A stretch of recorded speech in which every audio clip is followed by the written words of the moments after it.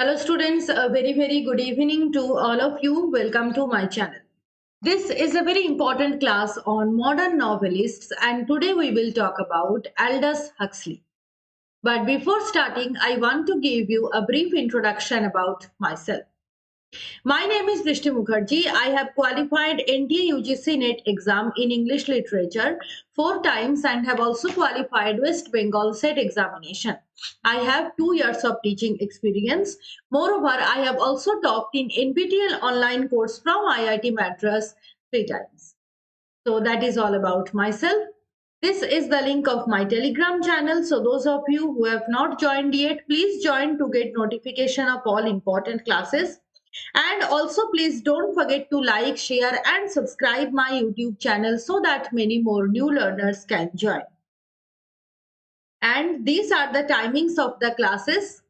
Monday to Friday at 8:30 p.m. Saturday, Sunday off. So don't forget to join me live. Please subscribe the channel and press the bell icon to get notifications. Okay, so let's start. Today our topic is Aldous Huxley, the one of the most important modern novelists. Good evening, Vishal. Welcome. So Aldous Huxley, we will talk about him today. 1894 to 1963 is his timeline, and we will discuss 5 most important novels written by Aldous Huxley in detail. Good evening, Suman. Welcome. So let's start with his biographical details first. Aldous Huxley, his full name was Aldous Leonard Huxley. He was born on 26th July 1894 in England and he was nicknamed as Augie. Augie was his nickname. So remember that. Good evening, Cherry. Welcome. His father was the editor of Cornhill magazine. Cornhill magazine, you all have heard this name, which is associated with William Thackeray. So his father, Aldous Huxley's father, was the editor of this magazine named Cornhill magazine. He studied at Eton College and later at Balliol College. So Eton College, remember, it Ode on the Distant Prospect of Eton College, that was written by Thomas Gray. He was also a student of Eton College, and Aldous Huxley also studied at the same college, and he also later studied at Balliol College. Now, very importantly, he wrote his first novel at the age of 17, though it was not published. It was unpublished novel, but he wrote that novel at the age of 17. That was his earlier work.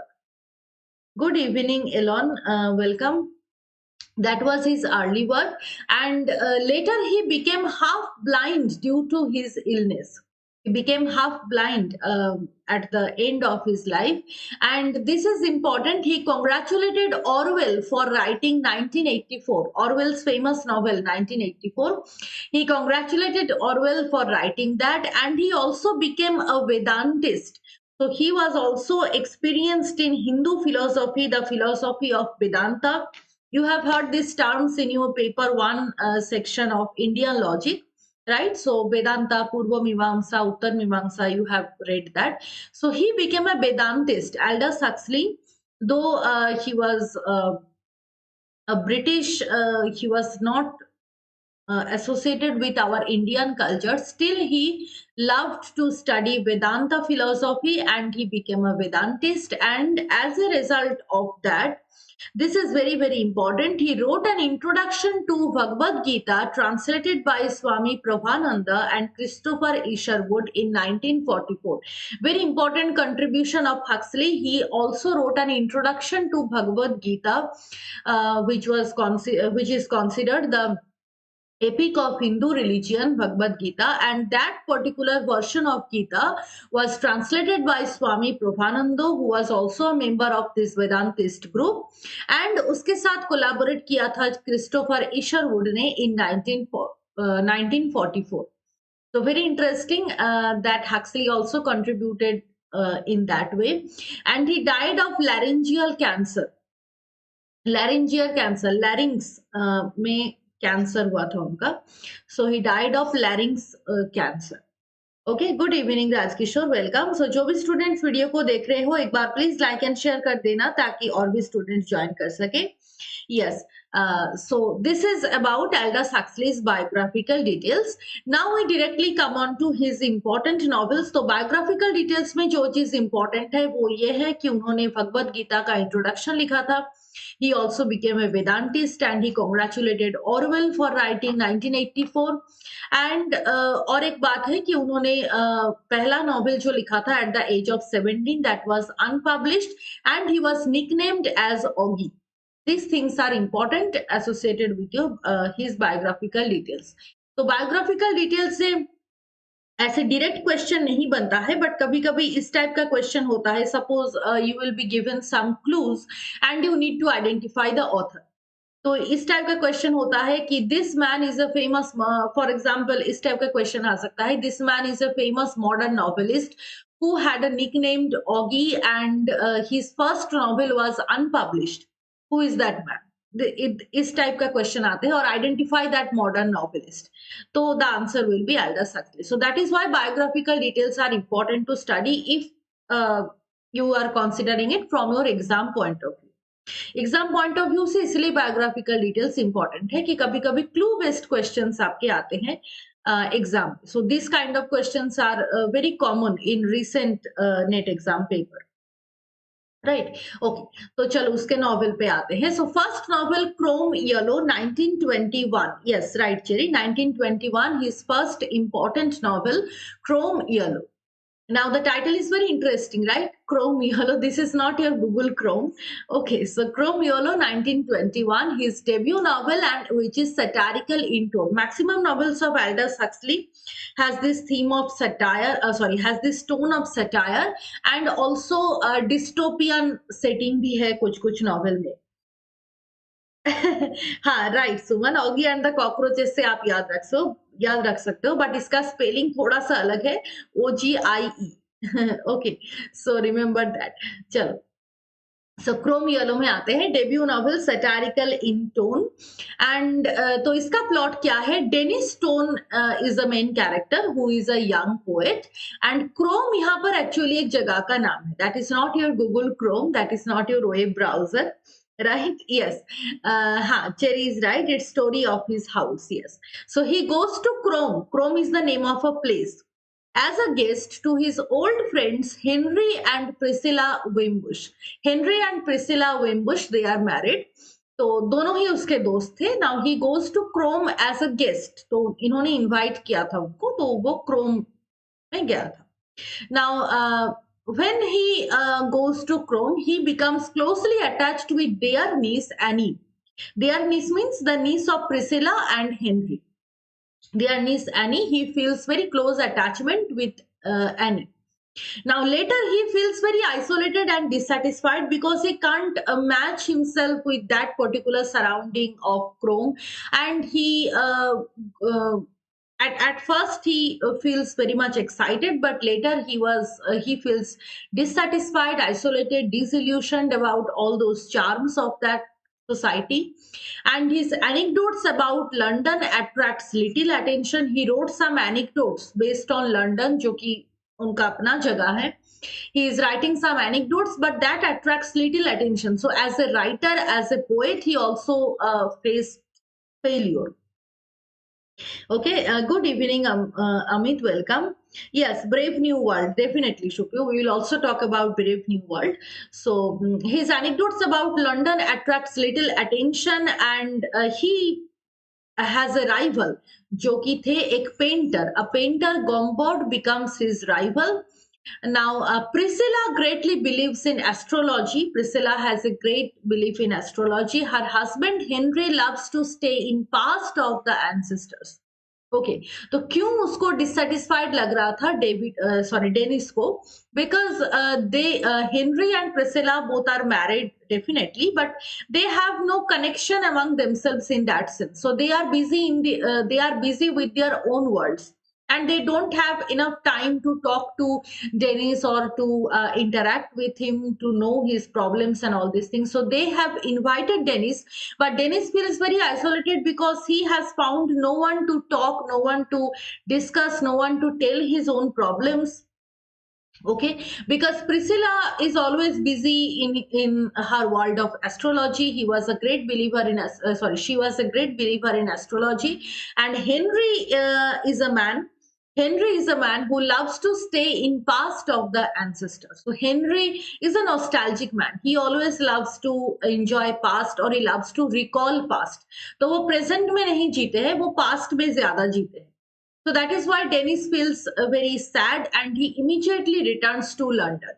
So that is about the novel Chrome Yellow. Good evening, Nishi. Welcome. Yes. So main character है Dennis, Priscilla and Henry. Obviously there are some other characters also, but they are minor characters. So Dennis returns to London. So the whole novel is talking about Dennis's disillusionment, his incompatibility with the surrounding, with the new or changed surroundings rather. He can't adjust himself in that particular place, Chrome, and he finally returns back. Okay, so that is about Chrome Yellow, Aldous Huxley's first novel. Moving on to next novel, Antique Hay, published in 1923. Antique Hay. Now this novel, it is actually a comic novel which is set in London, and the title is very interesting. The title is borrowed from Marlowe's play Edward II. Edward the second से लिया गया है, और exact line क्या था? My men like satyrs grazing on the lawns shall with their goat feet dance the antic hay. That was a line from Marlowe's play Edward II, and the title is borrowed from this particular line. Antique Hay is the title. And this novel is briefly mentioned in Evelyn Waugh's novel Brideshead Revisited. So this kind of minor details are important for your exam. Title का source तो हमेशा important है. Title का source, major setting, and also अगर कोई intertextual reference है उनका तो वो भी आते हैं. Right? So it was briefly mentioned in Evelyn Waugh's novel Brideshead Revisited. Yes, novel of ideas, you may say, right? Yes, Chrome Yellow, Antique, those barren leaves. Yes, we will discuss all these novels. So, इसका plot क्या है? The main protagonist is Theodore Gumbrill. Theodore Gumbrill is a man who is in quest of love. He is searching for true love, Theodore Gumbrill. And he has a very comic belief, as it is a comic novel. He has a very peculiar belief that beard makes an ideal man, so he keeps false beard. So he thinks that beard is a symbol of masculinity, and the person who has an attractive beard, he can attract the attention of many ladies. So he believes that beard is the symbol of an ideal man or a perfect masculinity. Okay, so that is why he keeps false beard, which is very interesting, just to attract the attention of the ladies, because he is in search of love. But he is afraid of facing women with his real self and appearance. You can compare this character definitely with the character of Prufrock. Prufrock is also that kind of a man who himself is not confident, and that is why he is procrastinating. He is saying, do I dare? Do I dare? Should I go to meet that lady, or should I not? Like Hamlet. So Prufrock also has that kind of dilemma. He is also afraid of presenting himself attractively before the ladies. He is also in fear of getting ridiculed. So this man is also facing the same. His name is Theodore Gumbrill. He is also afraid of facing women with his real self and appearance. That is why he is keeping that false beard, because really he doesn't have any beard, and he feels that if a man doesn't have beard, then he's not a man actually, according to him. Yes, absolutely right, Shupriyo. Sexually frustrated. Good evening, Pabri. Welcome. So he is afraid of facing women with his real self and appearance, and the whole novel is actually depicting the aimless, immoral society of post-World War I. Like Prufrock also. Prufrock, the character of Prufrock, which is considered as the finest character of modern man. right? And Prufrock is also the whole poem. Prufrock is also depicting the disillusionment of war and the alienation, isolation of man, of the whole human civilization from each other. Okay, so this novel is also depicting that aimless, immoral society of post World War One, and obviously there is the theme of disillusionment of war. That is also the theme here. Okay, so that is about ANTIC. Okay, so main plot is this. You can definitely read the detailed summary of this novel. Moving on to next novel, which Supriyo has just said, Those Barrel Leaves, published in 1925. Those Barrel Leaves. Now, this novel, the title is very interesting, which is taken from the Tables Turned. Who wrote the Tables Turned? William Wordsworth. Wordsworth's poem Tables Turned has this line, has this phrase, those barren leaves, from where the title is taken. Very important title source. This is also a satirical novel, and it's a satire against what? It's a satire against hypocrisy. Hypocrisy of the elite class. जो कि maximum novel में, maximum poetry में हमने देखा, right? Hypocrisy of elite class satirise किया था pope ने भी in his poems, especially in Rape of the Lock through the character of Belinda. Though he is satirizing particularly women folk, the purpose is same, that he is talking about the foppishness, the vanity of the upper class women mainly. And here also Aldous Huxley is portraying the hypocrisy of the elite class of society. And it's a satire against that. तो इसका plot क्या है? इसका plot बहुत ही interesting एक plot है. सो Mrs. Aldwinkle and her companions gathered in an Italian palace to revive the glories of Renaissance. So that was the main theme. Not so famous novel in that sense. Most famous novel is Brave New World, which we will just discuss within a few minutes. So यहाँ पर main theme क्या है कि it is talking about Renaissance period, and not exactly Renaissance period. These two people, Mrs. Aldwinkle and her companions, they are living in that modern society, but they are very much fancied about Renaissance. So something that is Italian, something that is not native. So they have fascination to revive the glories of Renaissance. So that is a typical intellectual foppishness, as you may say. तो elite class लोग क्या करते हैं? वो हमेशा show off करते हैं. So they are trying to show how classic they are. That is why they are trying to revive the glories of Renaissance, which is also at times very funny, because Renaissance period was a completely different period and modern age is completely changed, right? So you cannot just bring the ideals of Renaissance age into modern age. That will be misfit, or that will be ridiculous, because Renaissance time was much earlier and modern age is definitely modern. बीच में कई कुछ चीजें हो चुका है, तो Renaissance as का जो आइडियल है वो आप अभी एस्टैब्लिश नहीं कर पाओगे, because the context is change. So context के साथ साथ हमेशा rules, regulation, situation, society structure ये बदलता रहता है. But Mrs Aldwinkle is such an intellectual lady. She is not ready to accept that truth, and she is trying to revive the glories of Renaissance, as if she is so much attracted to Renaissance and something that is Italian, something that is new, and she is always trying to revive the classic, the tradition. So ye kind of show off hai. So the whole novel is talking about that, how they are trying to revive the glories of Renaissance while living in modern age, which at times proves very funny, and which at times also proves hollow, because they do not have any justification for that, but they are still doing the same thing. Yes, where he told that nature gives more knowledge than book. Yes, in the poem The Tables Turned, right? It is the longest novel of Huxley. Yes, it is often said that it is the longest novel of Huxley. Absolutely right. So and इससे भी I think longest novel इससे भी है point counter point. ये तो long है ही, those barren leaves, but point counter point is longer than this novel. Okay, so next novel हमारा वही है, point counter point, published in 1928, and this is considered Huxley's longest novel. But you may say, Cherry, that Those Barren Leaves is the second longest novel in that sense. ठीक है, तो ये सबसे ज्यादा लंबा नॉवेल कहा जाता है एल्डस हक्सली का. This is also very important along with Brave New World. Point counter point, and the title is very interesting.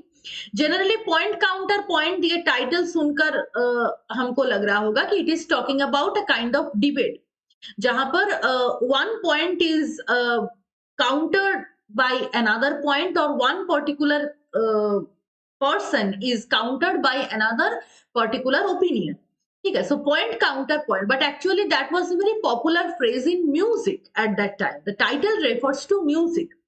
तो उसमें point counter point क्या है? Point means a particular note in music, ठीक है, and counter point means a polyphony of voices in music. तो एक गाने के अंदर जो कोरस होता है, ठीक है, तो कुछ कुछ ऐसा भी गाना है, आपने सुना होगा कि the whole song is sung by a solo singer. Okay, he or she is singing alone the whole song, so that is point.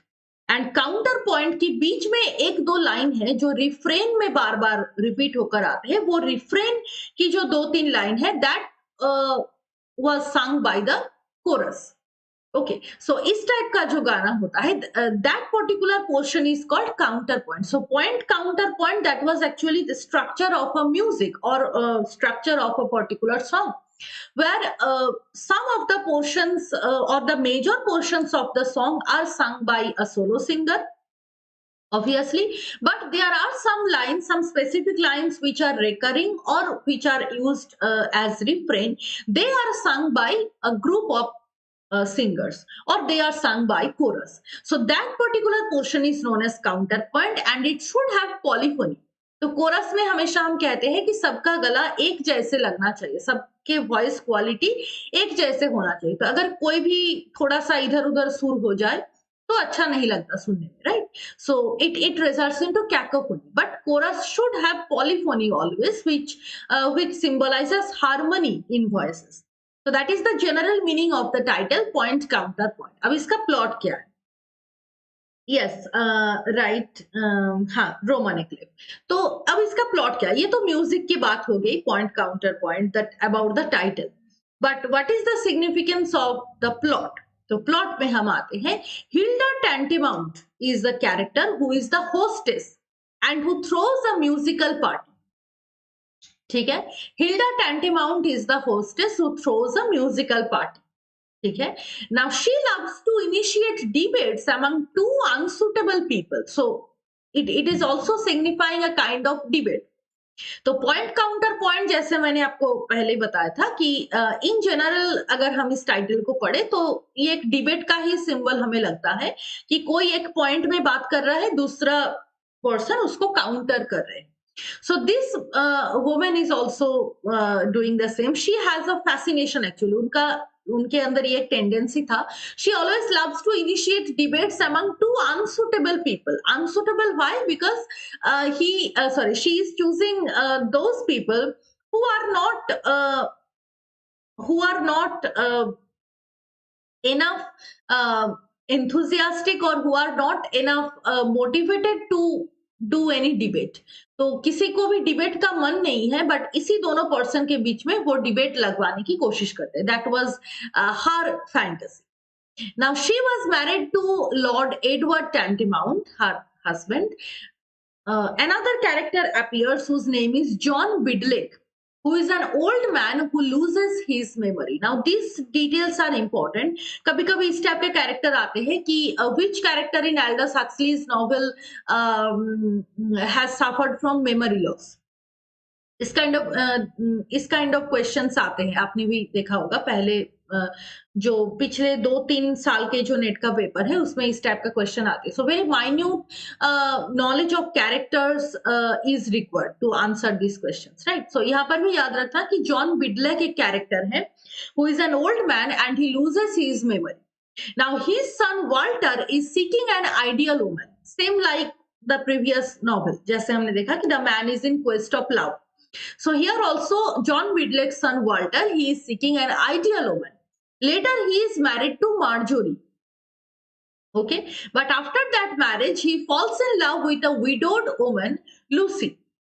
Okay now next एक कैरेक्टर आते हैं Webley. Webley is actually the leader of free British nationalist organization. He is a political man.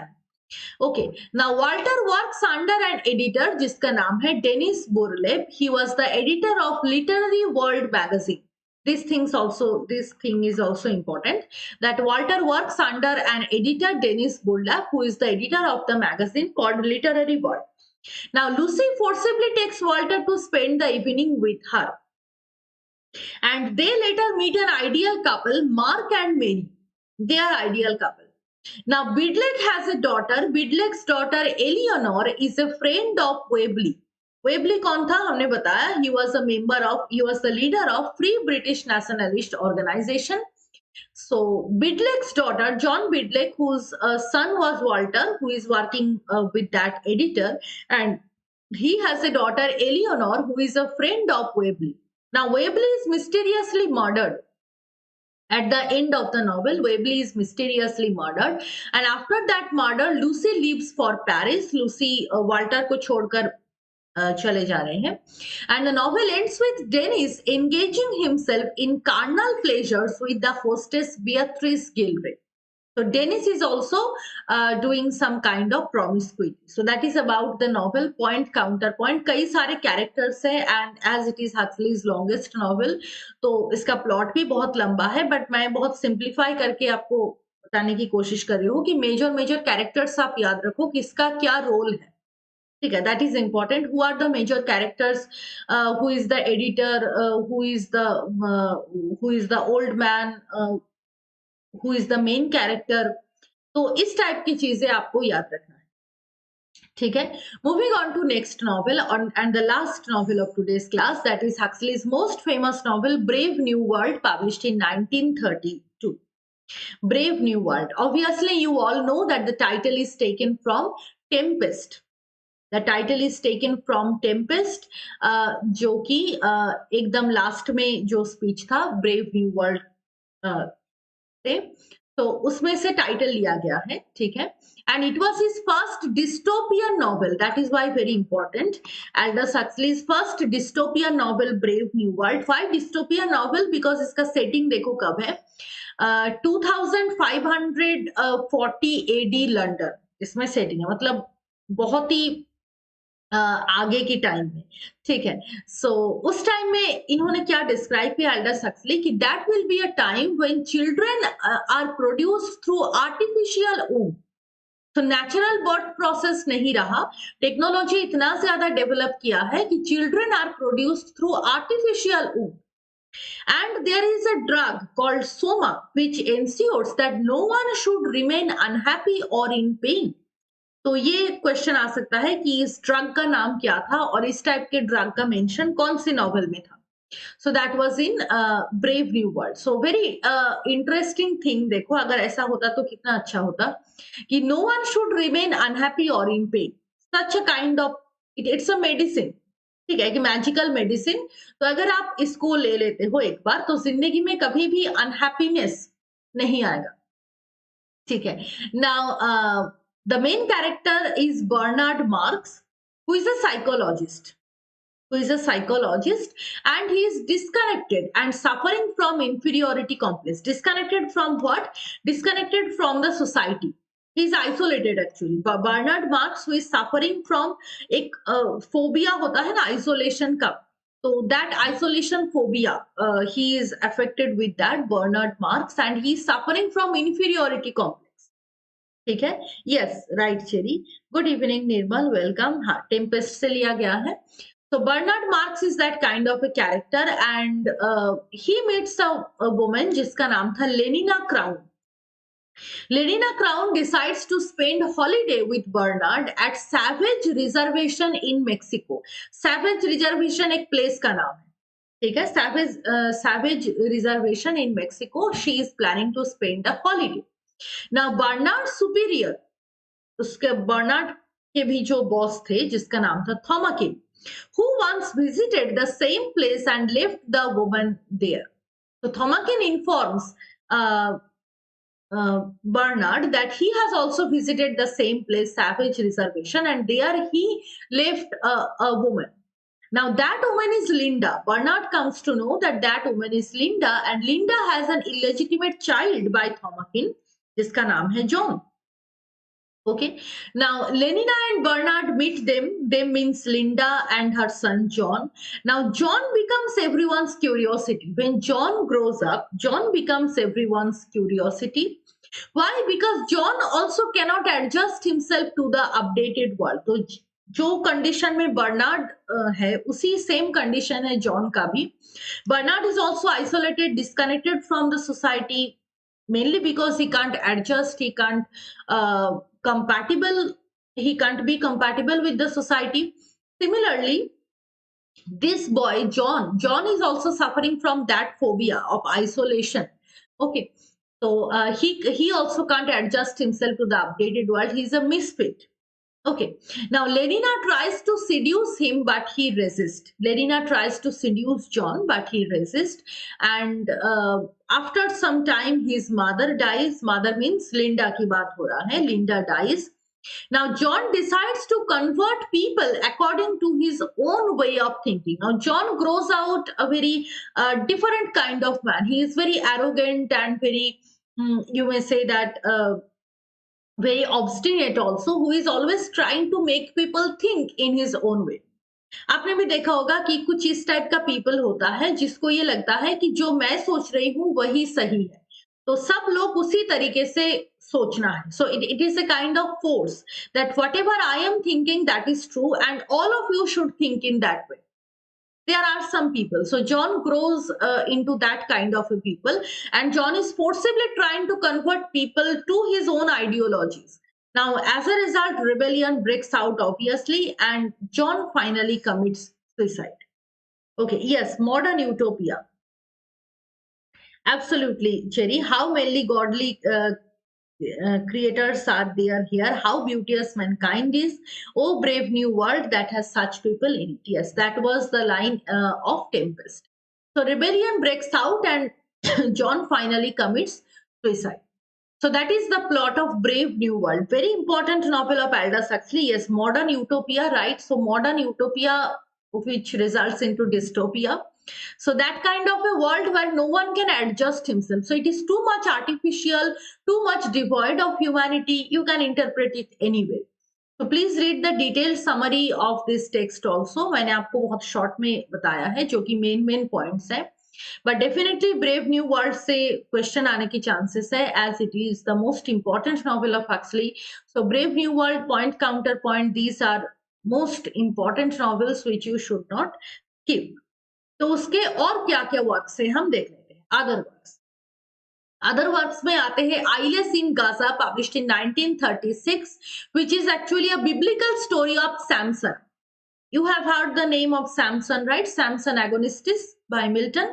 So that's Samson. Ailes in Gaza is about that Samson. After many a summer, published in 1939. 1939 देखो एकदम Second World War के time में publish हो रहा है. Next है, ये important है because of the title. So time must have a stop, published in 1944. The title is taken from Hotspur speech from Shakespeare's play Henry IV Part 1. So remember that is the source of the title. Another dystopian novel Brave New World के साथ वो ये है Ape and Essence, published in 1948, which is a dystopian satire on war. Okay, और क्या है the perennial philosophy, published in 1945, western and eastern mysticism. ठीक है, इसमें मिस्टिसिज्म की बात हो रहा है. ठीक है, and this is very important because it is an autobiographical novel. The doors of perception, published in 1954, that is an autobiographical novel. Okay, so that is about Aldous Huxley. Please read all the novels in detail. जो भी books आपके पास है उससे आप जरूर पढ़ लेना Huxley को. ठीक है, so that is about today's class. अच्छा, और भी कुछ works है उनका. Edited the journal Oxford Poetry. Very important. He edited the journal Oxford Poetry and he has written a famous non-fiction work. Non-fiction याद रखना, that is Ends and Means, published in 1937. And these things are also important. He wrote an introduction to Jiddu Krishnamurti's work, The First and Last Freedom. ठीक है, ये भी Indian philosophy के साथ associated है, that is why important. Another critical work, और you may say that a treatise on education, that is art of seeing an adventure in re-education, published in 1942, and his last novel is published in 1962, that is Island. Okay, yes, we will definitely do George Orwell, Amit, definitely. Okay, so Island 1962, that was his last novel. Okay, so that is about Aldous Huxley. Okay, so that is the end of today's class. Thank you all for joining. This is the link of my Telegram channel. Those of you who have not joined yet, please join to get notification of all important classes. And also please don't forget to like, share and subscribe my YouTube channel so that many more new learners can join. So these are the timings of the classes. Tomorrow at 8:30 p.m. we will talk about GB Shaw, and I have made two separate I will make two separate videos on GB Shaw. So tomorrow we will discuss part 1, and next class we will discuss part 2. So tomorrow we will start GB Shaw at 8:30 p.m. So don't forget to join me live. Please subscribe the channel and press the bell icon to get notifications. Okay, so thank you all for joining. Bye bye everyone. Good night. See you all tomorrow at 8:30 p.m.